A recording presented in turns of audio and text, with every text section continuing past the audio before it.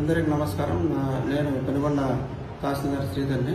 BC సంక్షేమ, EWS మరియు handloom textile minister శ్రీమతి సవితమ్మ గారు బొకే విసిరేసినట్లుగా కొన్ని ఛానల్లో వార్తా ప్రసారం అవుతుంది.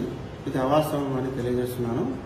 ఆ రోజు జూన్ 1వ తారీఖు రాష్ట్ర వ్యాప్తంగా చౌకధాన్యపు డిపోల పునఃప్రారంభం సందర్భంగా పెనుగొండ పట్టణంలో ఏర్పాటు చేసిన కార్యక్రమం మంత్రివర్యుల ఆధ్వర్యంలో నిర్వహించడం జరిగింది.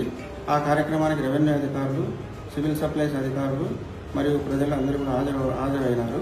ఆ సందర్భంగా సివిల్ సప్లైస్ డిప్యూటీ తహసీల్దారు మంత్రివర్యులకు బొకే ఇవ్వడం జరిగింది.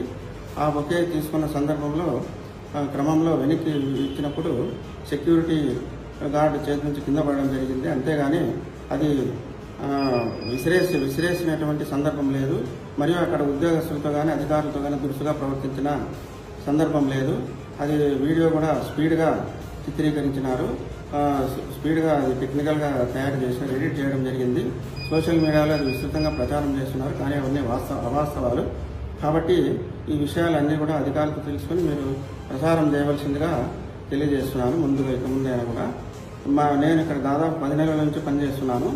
ఈ సందర్భంగా ప్రోటోకాల్ సందర్భంగా మంత్రివర్యుల కార్యక్రమాలు, అధికారిక కార్యక్రమాలు ఎన్నో మేము హాజరైనాము. అప్పుడు కూడా మంత్రివర్యులు అధికారుల పట్ల కానీ ఉద్యోగస్తుల పట్ల కానీ దురుసుగా ప్రవర్తించలేదు, ఆగ్రహంగా ప్రవర్తించిన సందర్భాలు ఎప్పుడు కూడా లేవు. సౌమ్యంగానే ప్రభుత్వ నిబంధనల మేరకు పని చేయాలని చెప్పి అందరికీ కూడా తెలియజేయడం అయింది. కాబట్టి ఈ విషయాన్ని కూడా మీకు తెలియజేస్తున్నాను.